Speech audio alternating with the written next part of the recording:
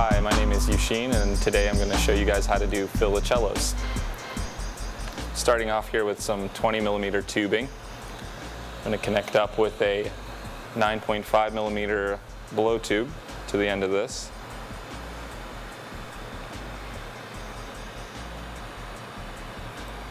Little corner marbling trick, I love that, saves time.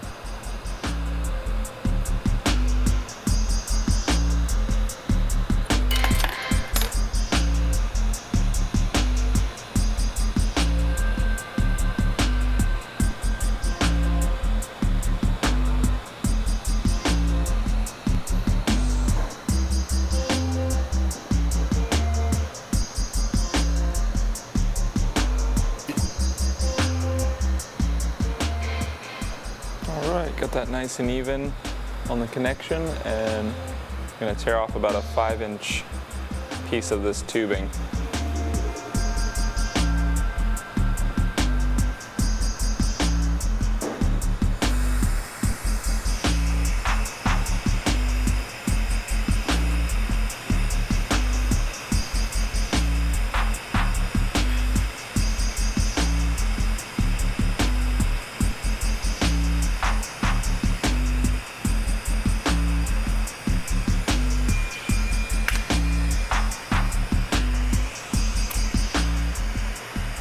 So I'm going to pre-warm this a bit, nice soft flame, get it all warmed up.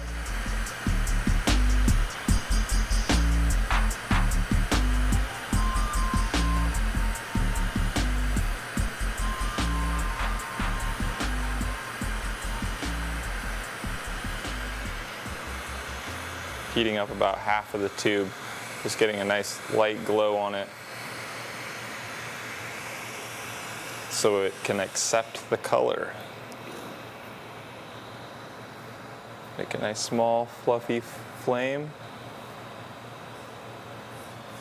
and find some stringer here. I'm going to use some black stringer to start with. This is jet black. You can use either jet black for your black lines, or you can use cobalt 6, and they both come out pretty good. So I'm going to heat up the area where I want to put the line.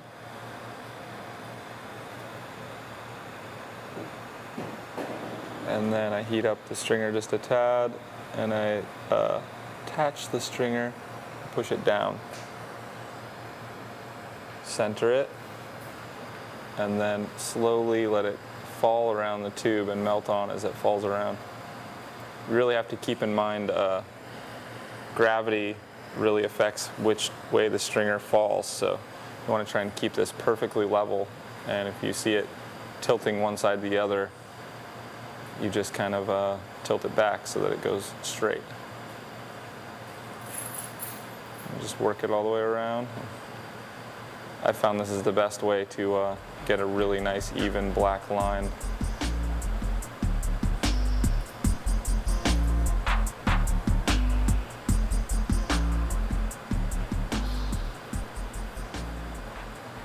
You get it all the way around, and then you touch it like this on the marber pad. Then grab something and just knock off the extra. You have to make sure you push it down though while it's still hot. Otherwise you could knock the whole ring right off. So.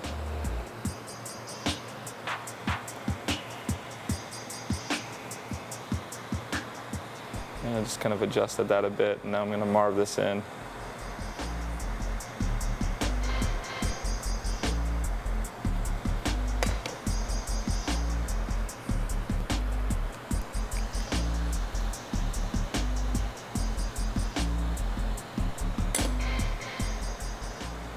I'm going to grab another piece of stringer. Actually, nope, that one's got a mark on it. Grab a new piece.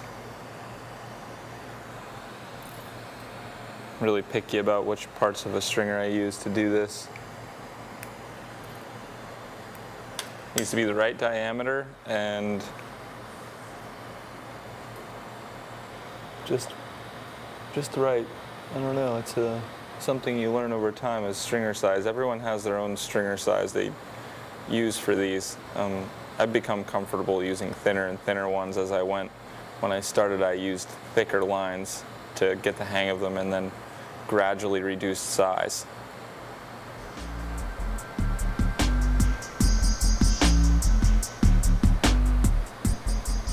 Stick that on, make it straight.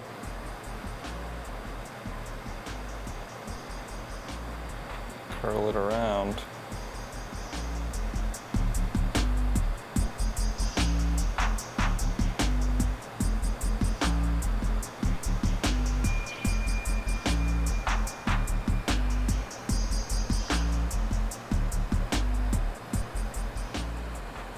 Push it down, knock off the extra, and then marve it in.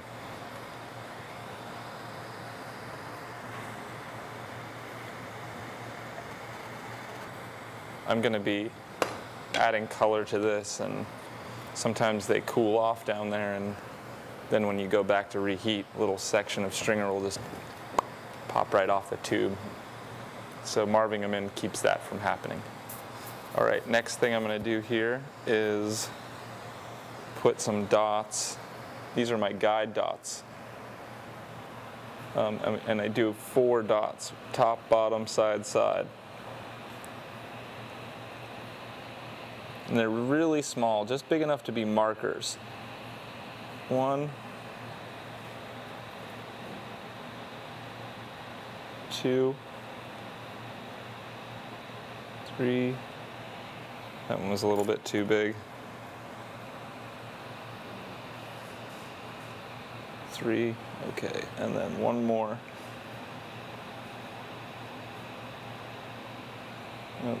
How straight you make these dots right now determines how straight all of your lines are going to be. So you want to try and make this 4 corners as straight as you can.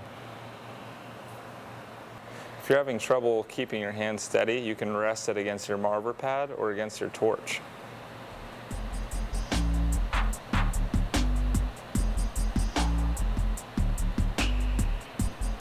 There's one dot. Get the other one a bit warm and follow that line down. 2 dots. And having your tube warm is really important so it can accept the color as you draw the stringer on. And I'm going to play a game of connect the dots here. I'm going to start at this dot here and go diagonally 1 dot over to the bottom. So I get both dots kind of glowing a little bit. And I kind of imagine the line that I'm going to follow, and then I just start going for it. And I keep an eye on that other point. Then you reach it and you stop. So I've got 1 diagonal line. I'm going to go ahead and do 1 more. Connect the dots here. Starting here, going over.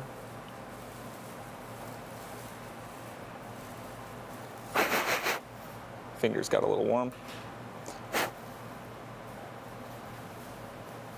All right, do a little reheat. Remember to keep it a little bit warm so that it can accept the color.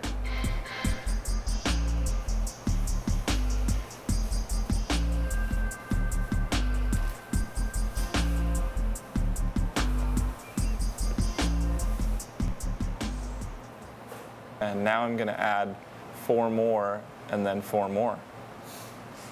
And then I might add another 4 and another 4 after that. So it's a lot of lines. Say you lay a line and you don't like quite where it's laying, and it's got a little ripple in it. You can actually heat up that line a little bit and push it over with your tungsten. The tungsten pick is going to be one of your most prized tools when it comes to doing these Fillacellos.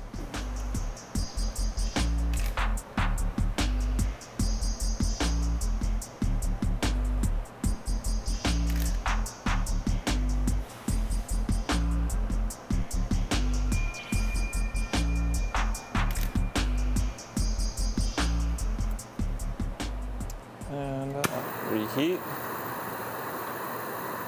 It's good to do, a little reheat between each 4 lines or each 2.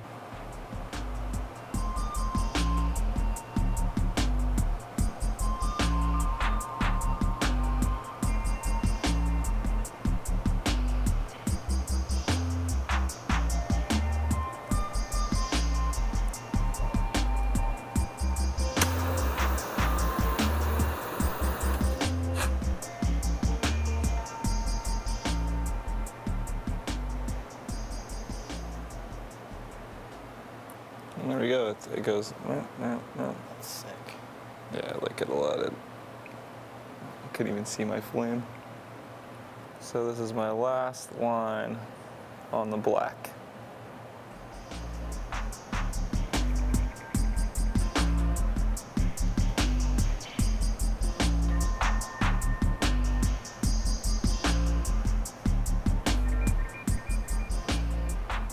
There we go. Now I'm just gonna use a nice soft heat, gently just kind of heat this whole grid up and just give it a little bit of a paddle. I'm not gonna melt it in, I'm gonna leave them rough.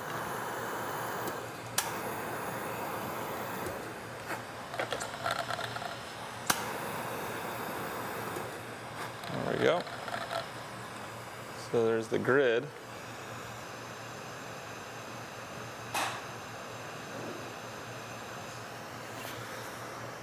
What I'm going to do with the colors is I'm going to start with yellow at the bottom and then fade to red, then to purple, and then to a blue, then to green at the top.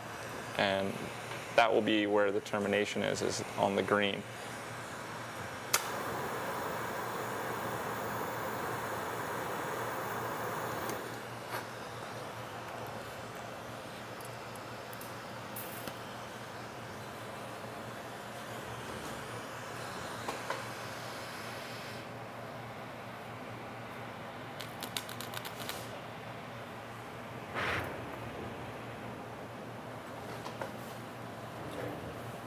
So I've got a nice small little flame here, and I'm just following the contour here of the black line. That gives me, that's why I don't melt in the lines, so I have a guideline to push the color up against.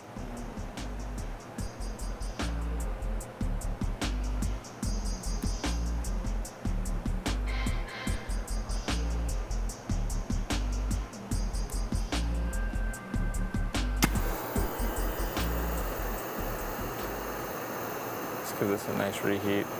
All right, that's all the yellow I'm going to use.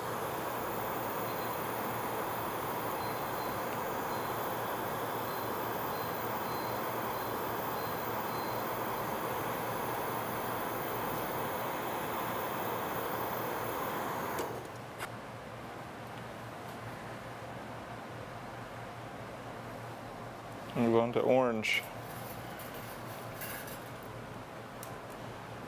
I may go back and add a little more yellow later, but probably not. I think it's good. Nice preheat.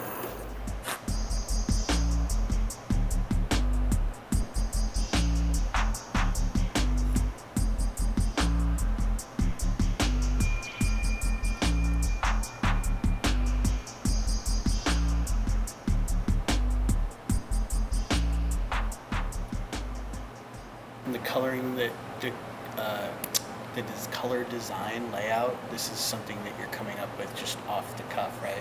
Yep. It's totally freestyle. Yeah.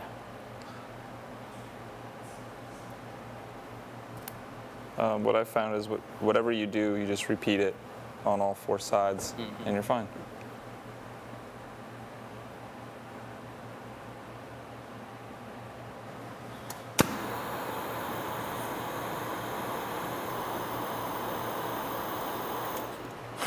So purple is next.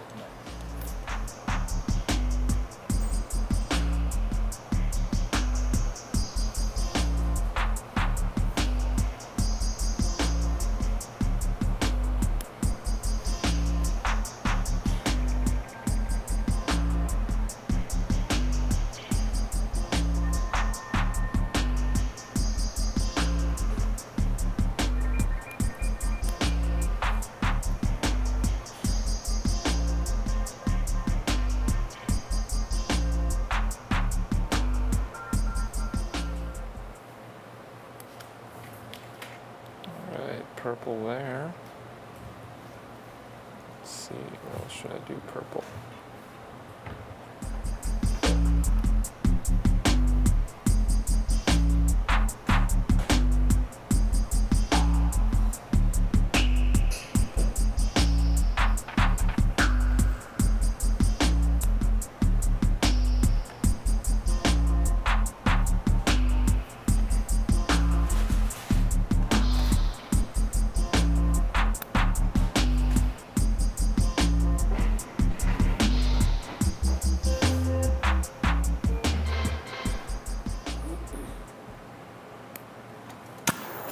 So I got my purple. So it looks like you use the longer trapezoidal ones for transitions, like red to purple, and then the smaller diamonds you're using solid colors, so purple and the smaller diamonds, the red purple fade. I'm just kind of going for it. It's working. You explained it more than I even know what I'm doing. That's good. Yeah, that's awesome though. I love that.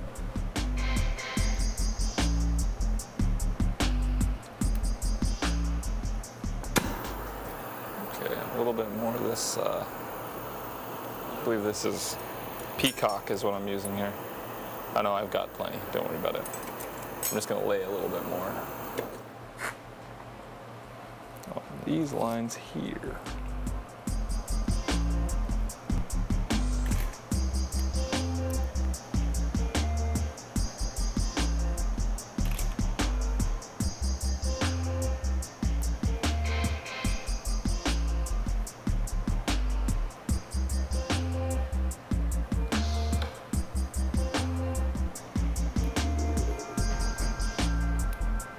Hopefully it doesn't look weird.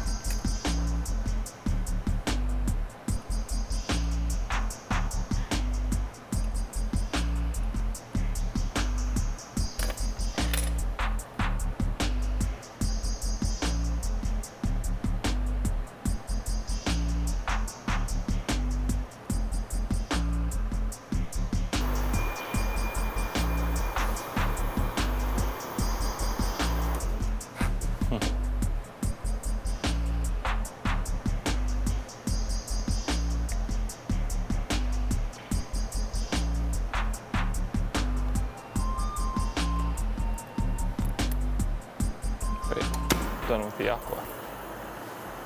Now I just got green and white. And then I will be done with playing the color. Still got to flip it, and that takes another 20, 30 minutes.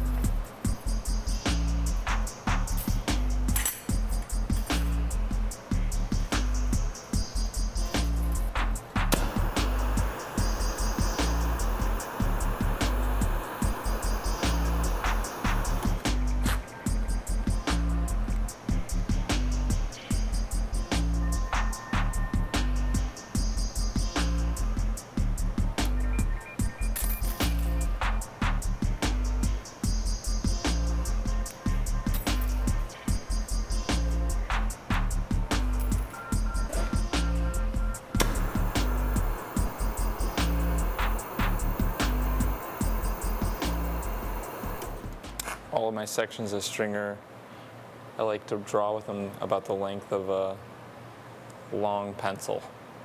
Really, about a little less, like 10 inches. Yeah. It's easier to manage. If you have a big long thing sticking off behind you, they always break.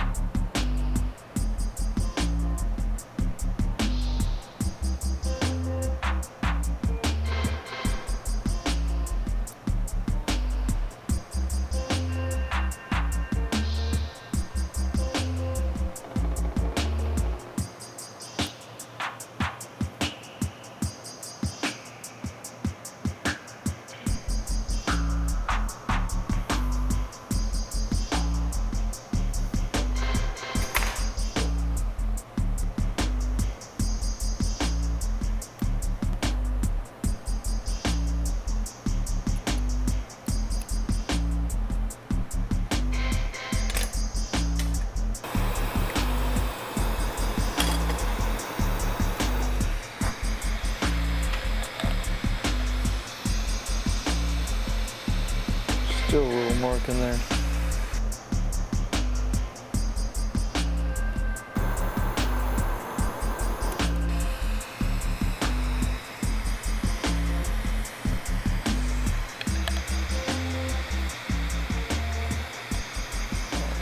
Really cracked bad.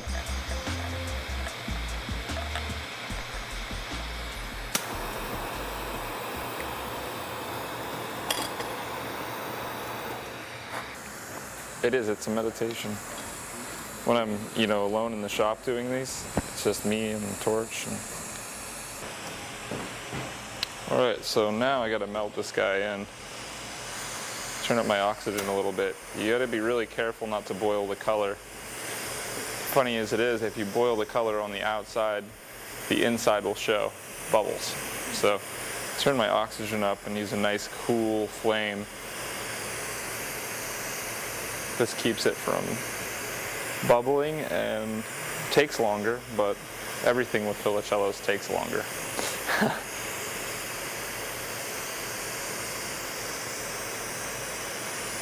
So now I'm going to actually just kind of turn up the heat just a tad, kind of work in the outer part though, not too much.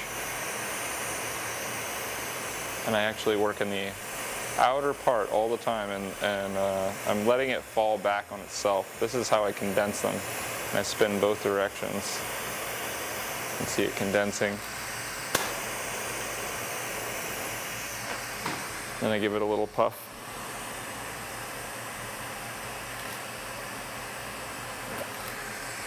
Just like so. Now I'm gonna go right here.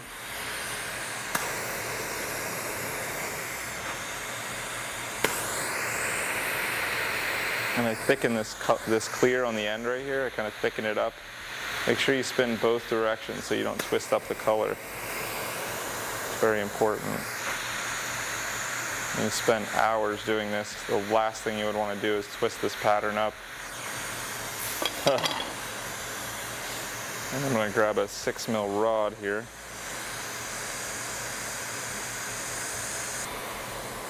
I'm going to be recondensing all this clear on the back side. Got my 6mm connected. All right, I'm going to recondense this.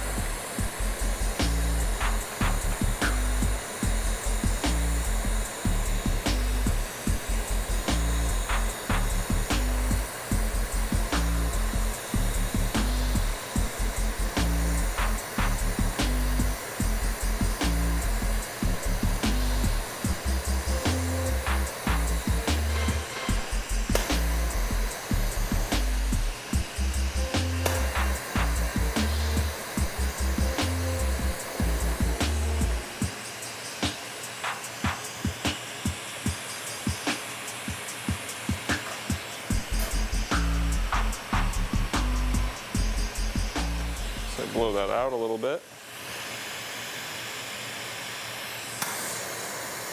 I was able to kind of look inside there and get a sneak peek at what has been happening on the inside this whole time. The outside always looks kind of messy, and the inside usually looks just amazing.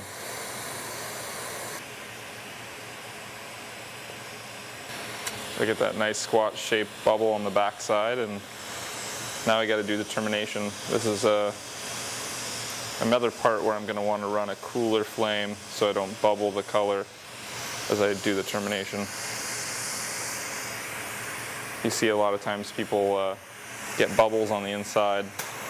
That's because they ran just a little bit too hot of a flame, and you end up getting the color really thin on the end, and that's when it bubbles, when it's thin.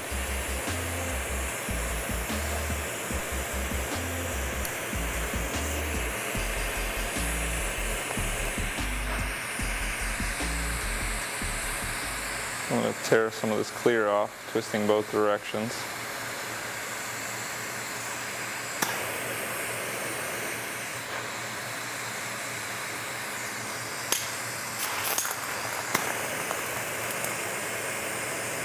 Alright, so now the clear is pretty small. And what I do at this point is I make a little flat spot on my 6mm.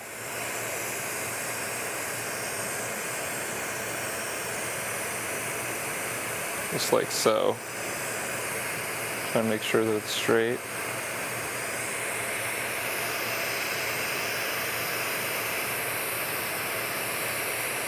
I'm heating up this end. A lot of oxygen in the flame because this is where it bubbles if you turn up your flame too much.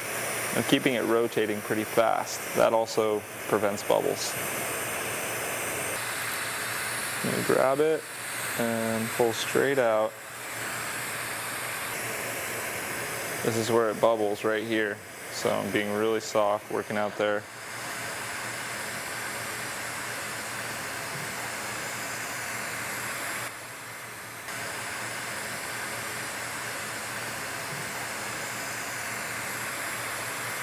You got to make sure you terminate enough off the end to get rid of the black ring that we started with, the guide line.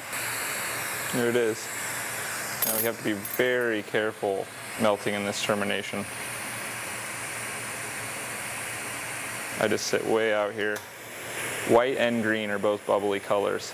I should have maybe laid these colors in the opposite way, and I could have, but crayons are bubbly as well, so I guess I couldn't have done that on retrospect.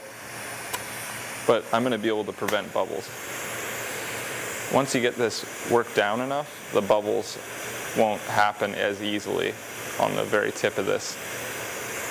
I'd suggest if you're trying your first or second one to try just using blue colors like aqua, peacock, and stay away from white at first because it'll bubble on you.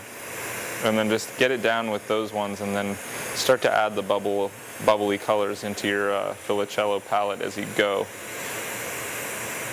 Because aqua and peacock and twilight are all really, or blue spruce or opaque aqua by North Star. Any of the blue colors, they're bulletproof.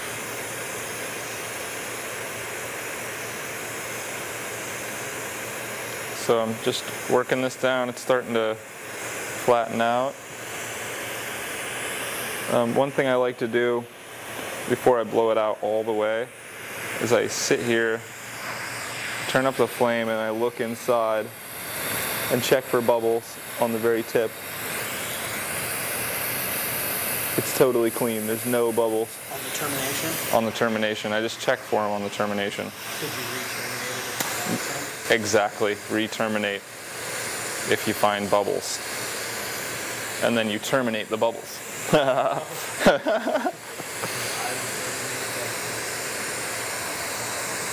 So now that I've worked down that termination, I can turn up the flame a little bit. But I'm still going to baby it and kind of work in the outer part of the flame. You don't want to burn the color.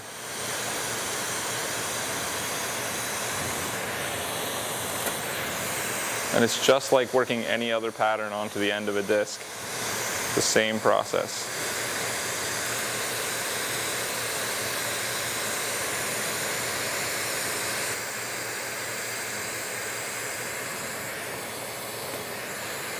Trying to puff the pattern out a little bit, but you don't want them to get too thin. If they're thin, you'll have a lot of trouble.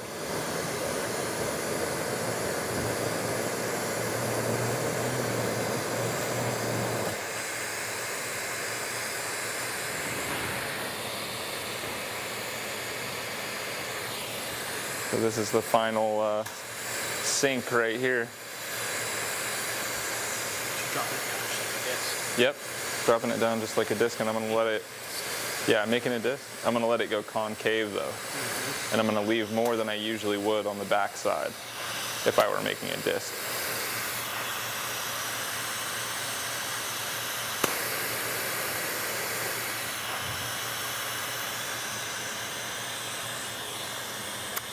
Little suck. Pulls it in a little farther.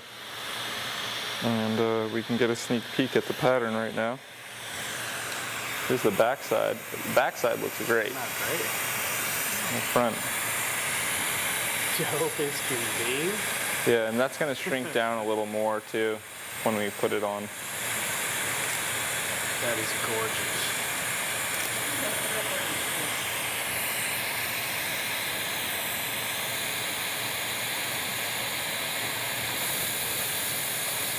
All right, so now, keeping it warm, I'm going to punny up to the back side. So there's two ways to get this onto a piece that you're working on. One way is you can just leave it like this and take your other section and attach this right onto it and then tear the front off. That's the fast way. And sometimes you get lucky, it comes out good, sometimes not. Just depends on the lineup. The other way is to punny up to the back side, and tear off this clear and cut it with scissors. I'm still trying to decide if I want to do it one way or the other. It's such a perfect round disc that I probably could do it the faster way and get away with it.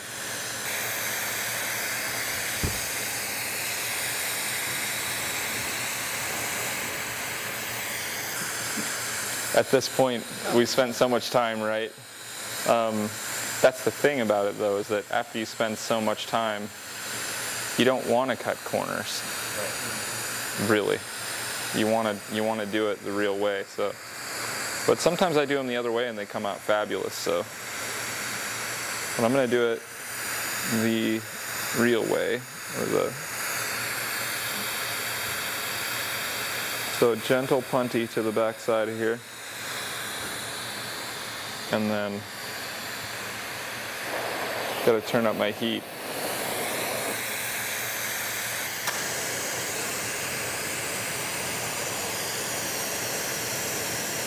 So I'm kind of grazing my flame on that top rim.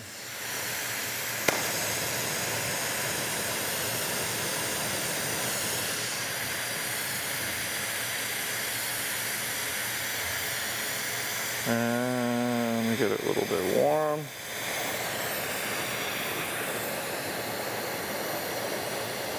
First thing I do is puff out to get that wall away from the pattern, because you don't want it to touch on the inside.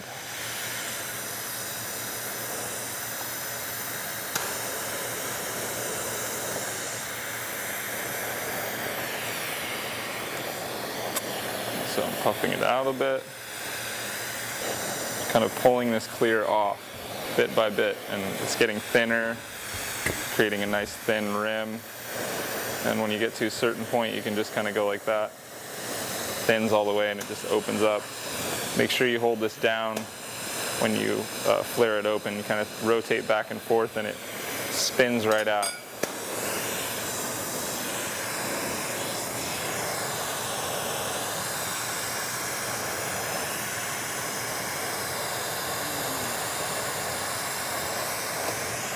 And I need a little bit hotter of a flame to get that rim to spin out the rest of the way.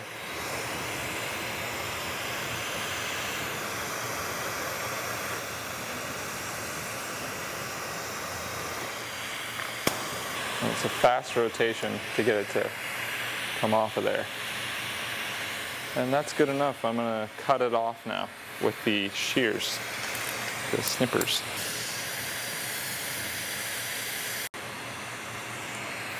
So you gotta, when they're thin like this, you have to keep reheating them all the time. They cool off so quickly. And I've had them crack in half after this, after all that work. And that's no fun. So you don't have to cut right up against the color. You just want to get close. And you can go back with 6mm and tear off the rest.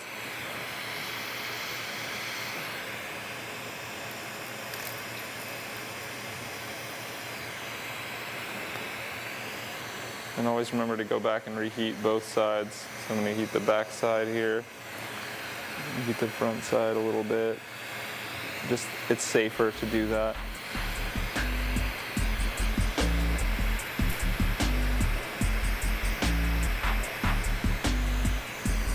Throw that away.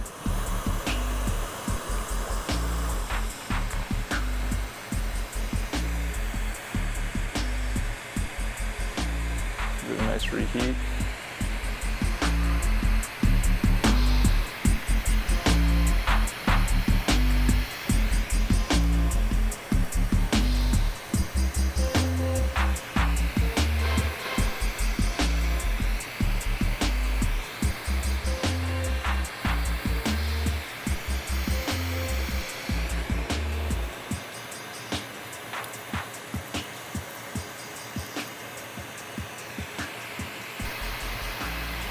I spent 4 hours on one and had it crack in half on me one time because I didn't reheat it often enough. And then I went to reheat it and it just went boom, right off the punny. I put it back together. I actually grabbed the pieces. It still came out, but I got lucky that time. I'm coming down to the last bit here. So So now I'm going to switch punties. And see, it's already domed, which really helps a lot. Show you what I do next. There we go.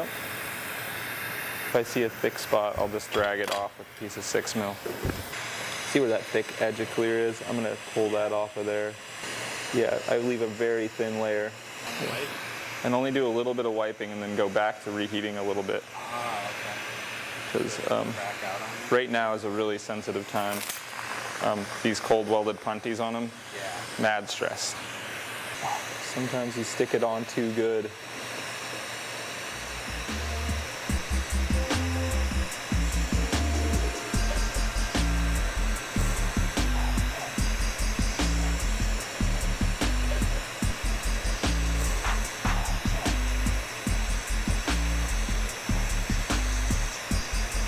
Okay, go back and reheat a little bit. Can't take too long. I mean, you only have a few seconds. It's so thin. And that cold weld, man, they are sensitive.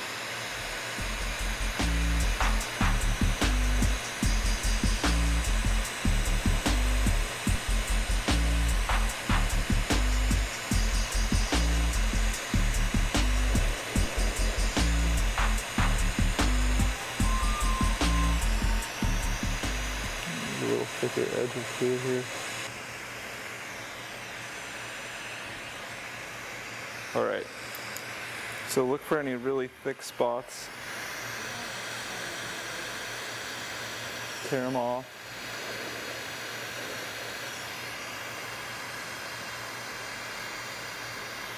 I'm just gonna do it now. Work this thing down.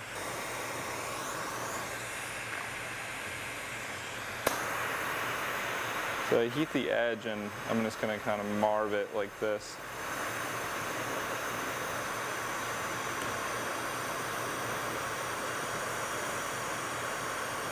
And I'm only getting that edge hot and just kind of gently pushing it. And you can go back and even it out like that.